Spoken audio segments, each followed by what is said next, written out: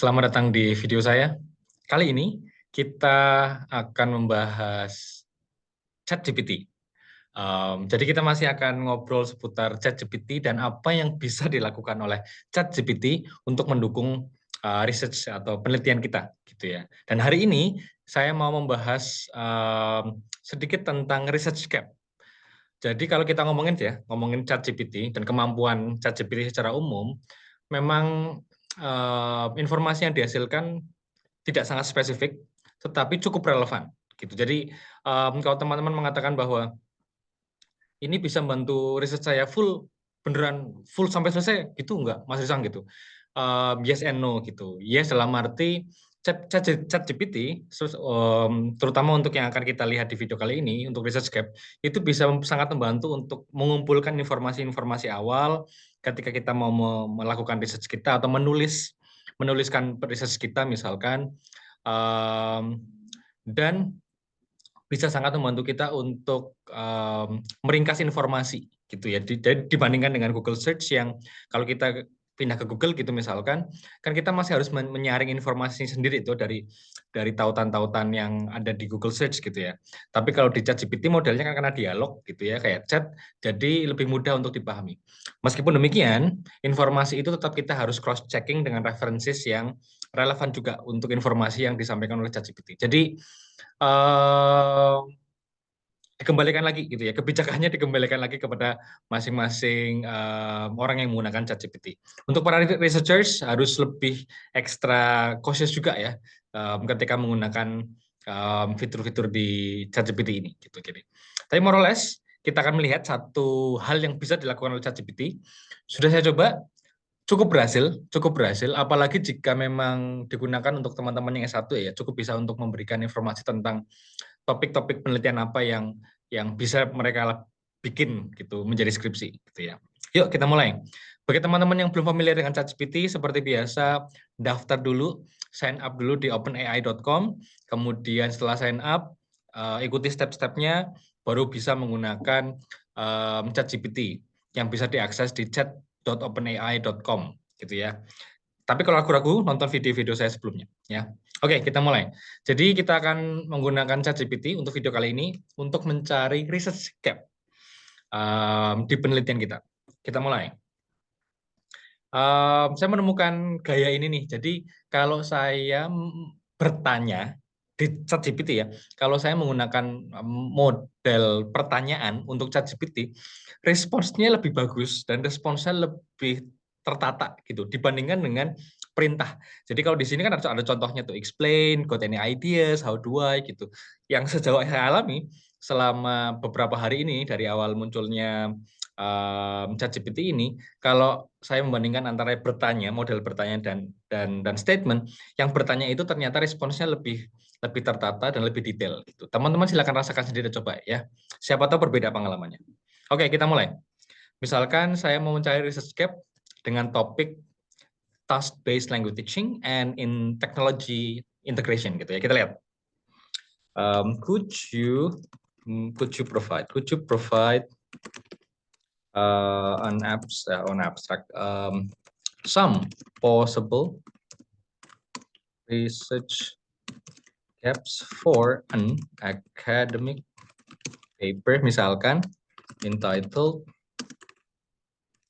task-based language teaching and technology to support misalkan ESP students in Indonesian higher education.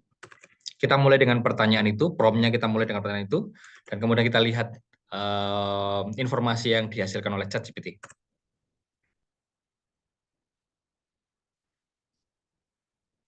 ChatGPT kemudian akan menghasilkan beberapa possible research gap gitu ya dari topik yang tadi kita sudah masukkan. Seperti teman-teman lihat, ada beberapa possible research gap, 1, 2, 3, 4, 5. Ada 5 possible research gap yang dihasilkan oleh ChatGPT. Memang tidak sangat spesifik ya kalau teman-teman lihat gitu ya, tetapi cukup untuk membuat kita, oh ternyata ada ruang-ruang kosong toh yang mungkin bisa saya isi dengan penelitian saya gitu. Yang menarik dari ChatGPT seperti biasanya adalah kita masih bisa membuat follow up questions untuk informasi yang sudah dihasilkan oleh ChatGPT. Misalnya kita kejar, could you elaborate more on the first gap with relevant literature. Jadi saya pengen ChatGPT untuk mengelaborasi lebih lanjut gap yang pertama tadi. Gap yang pertama apa ya? Investigating the effectiveness. Nah, tetapi dengan relevant literature. Saya tidak berekspektasi akan memberikan literature yang cocok, pas banget gitu, atau bahkan relevan gitu. Tapi paling tidak ada beberapa references yang bisa dimasukkan oleh ChatGPT. Kita lihat ya hasilnya. Leading question-nya adalah, could you elaborate more on the first gap with relevant literature? Kita lihat hasilnya. Menariknya, ChatGPT kemudian akan membuat breakdown gitu atau elaborasi dari gap nomor 1 tadi, kemudian diberi tambahan references. Kalau teman-teman lihat, referensinya juga sedikit lama gitu, tahun 2010 ya, sekarang tahun 2022, 12 tahun yang lalu gitu, atau bahkan 2013. Jadi memang jangan berekspektasi kemudian ChatGPT akan memberikan referensi yang paling baru, no. Tetapi paling tidak kita jadi tahu, oh ternyata ada beberapa referensi yang bisa kita gunakan untuk supporting kita ketika kita mau membahas first gap yang tadi sudah dibikin oleh ChatGPT gitu.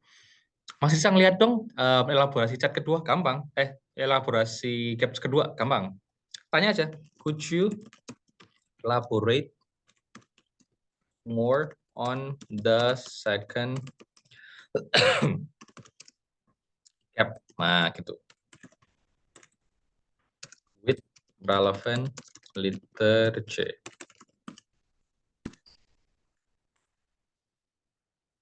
Kalau internetnya cepat, maka response-nya bisa cepat. Jadi kayak ngobrol beneran gitu, real time, ngobrol real time, menarik. Tapi kalau internet connection-nya agak sedikit slow gitu ya, ngobrolnya agak sedikit lama gitu ya, responsnya. Sih teman-teman, sudah ada elaborasi dari research gap yang tadi, nomor 2 ya. Teman-teman jadi sekarang punya bayangan nih, punya senjata lebih nih. Jadi kalau aku mau nyari research gap itu bisa pakai ChatGPT toh, bisa.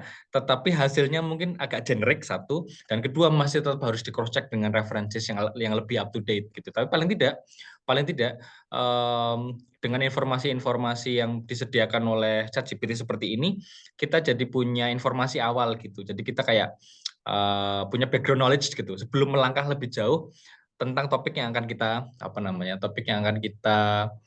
dalami gitu, more or less.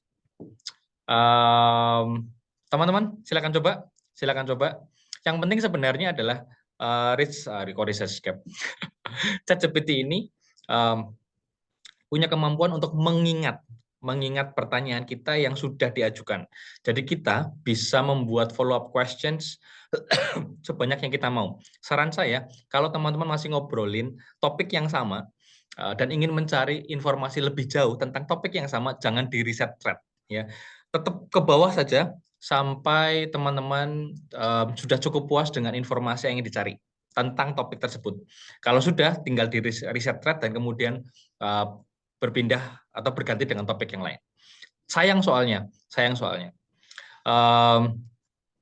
Dan yang menarik berikutnya adalah, nanti kita bahas di video berikutnya, teman-teman bisa menginstall Chrome extension, Chrome extension-nya ChatGPT untuk menyimpan. Nah, untuk menyimpan chatnya ini gitu. Ada yang namanya share GPT. Nanti kita bahas di video berikutnya ya. Ada namanya share GPT. Kalau teman-teman klik share, kalau teman-teman belum install, share-nya belum ada. Ya, tapi tombol share-nya belum ada. Tapi kalau sudah install share GPT, teman-teman punya tombol share ini di bawah halamannya gitu ya. Tapi kalau teman-teman mau nyoba, silakan buka Google Chrome extension, kemudian cari share GPT. Kalau di extensionnya ada, tinggal diinstall. Gitu ya. Kalau sudah diinstall, tinggal di refresh dan kemudian muncul tombol share ini. Kalau teman-teman pengen nyimpan, aduh ini informasinya bagus nih, aku pengen nyimpan gitu, tinggal di klik tombol share gitu ya. Dan kemudian kita akan diarahkan ke halaman baru di mana informasinya sudah disiapkan dalam bentuk satu website. Ya, bukan satu website ya, satu halaman gitu. Dan alamatnya bisa kita copy and paste dan kemudian kita bisa share ke teman-teman yang lain gitu. Atau bahkan untuk kita sendiri. Jadi kita tidak harus copy and paste gitu, more or less. Menarik kan? Menarik.